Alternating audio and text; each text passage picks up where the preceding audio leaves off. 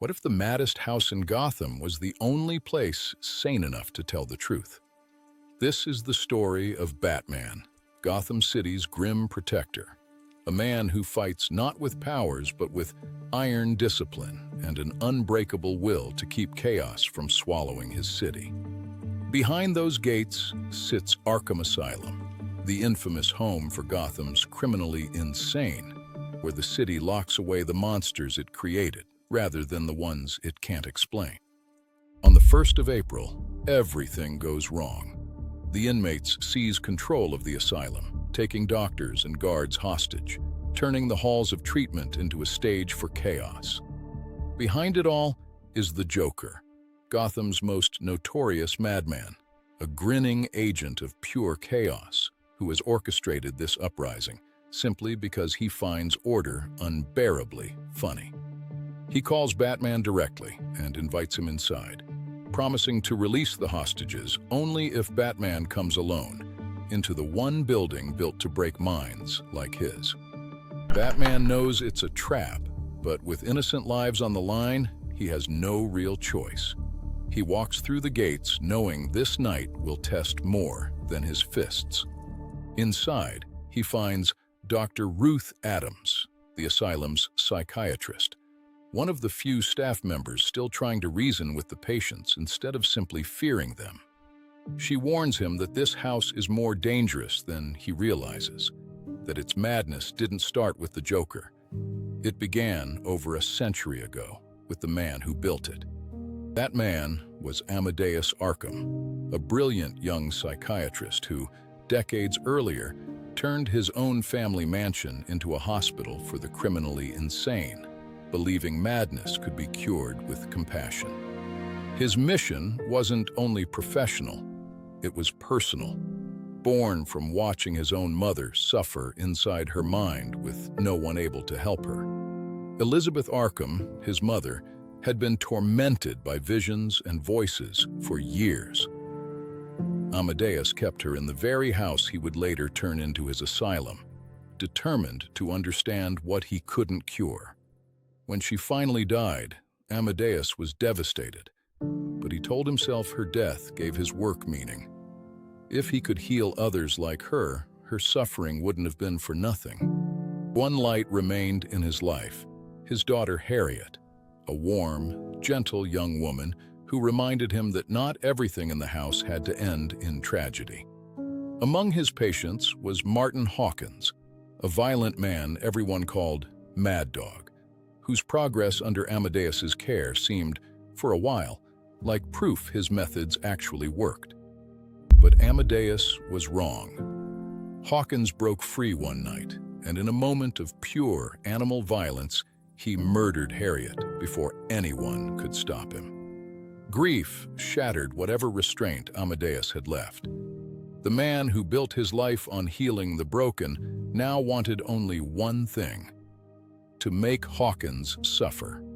In secret, disguised as treatment, Amadeus tortured and finally killed Hawkins in a private ritual, convincing himself he was purging evil rather than committing murder. That act finished what grief had started.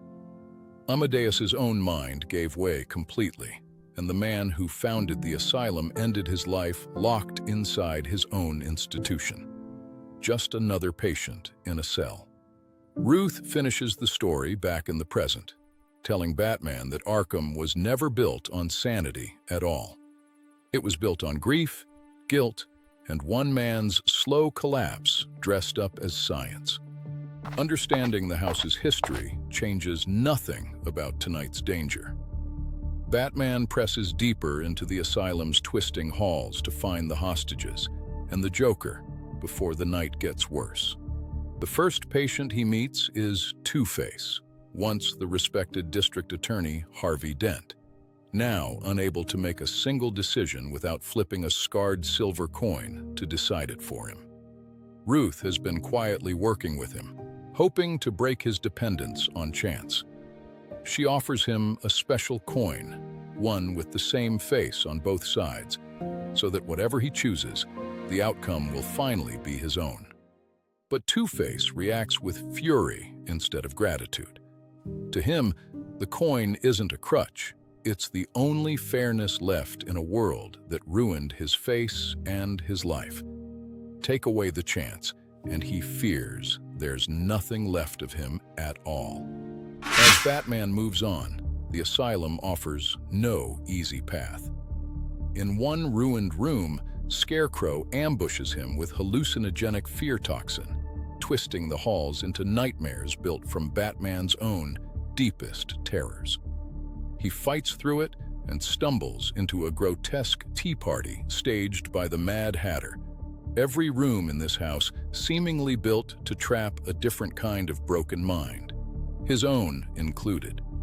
Beneath the mansion, in the flooded sewers, he barely escapes Killer Croc, a monstrous inmate whose animal savagery feels almost simpler and more honest than the madness upstairs.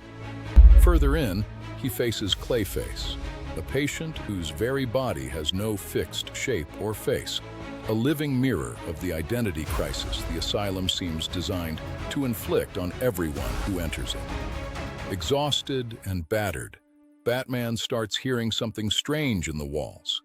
Fragments of Amadeus Arkham's old journal entries, as if the house itself remembers its founder's madness and is whispering it to every visitor. The house was alive. It becomes clear that Arkham was never just testing Batman's body. Every room, every patient, every whispered memory is really testing his mind, pushing to see whether even he can stay sane inside a house built by madness. Finally, he reaches the heart of the asylum, a grand, ruined chamber the Joker has claimed as his own twisted throne room. Hostages nowhere in sight, and the game clearly not over yet. The Joker reveals the truth behind tonight. This was never really about escape or hostages. It was a game, a chance to see if the great Batman would crack under the same roof that broke saner men before him. He offers Batman a twisted choice, 2 doors, and insists Batman pick one at random, just as chance decided everything in this house for Amadeus, for Hawkins, for Two-Face, and for himself. But Batman refuses to let chance decide anything for him. He states plainly that he chooses his path deliberately, every time, and that is the one thing this house can never take from him. Meanwhile, elsewhere in the asylum, Two-Face's own moment of truth arrives. Cornered and desperate, he must decide someone's fate right now, and Ruth's double-sided coin is still in his pocket. Out of old habit, he flips it anyway, even knowing both sides are identical. It lands, and only then does he realize the outcome was never really the coin's to give. He had already made up his mind before it left his hand. It's a small, quiet moment, but it says everything this whole night has been circling around. The choice was always his. The coin was only ever a mask over his own will.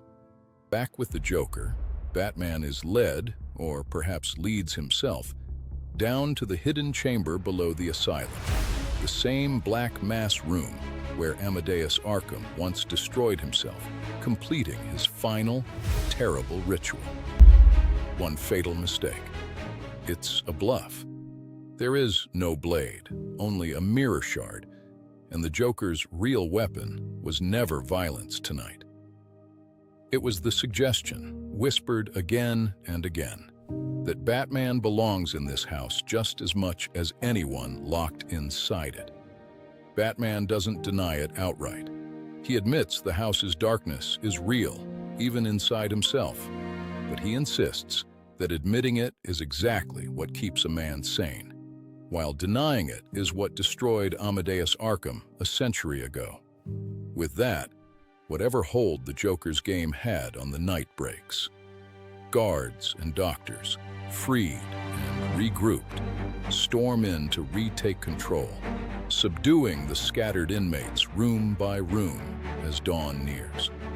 Ruth Adams chooses to stay behind rather than leave with the rescued staff.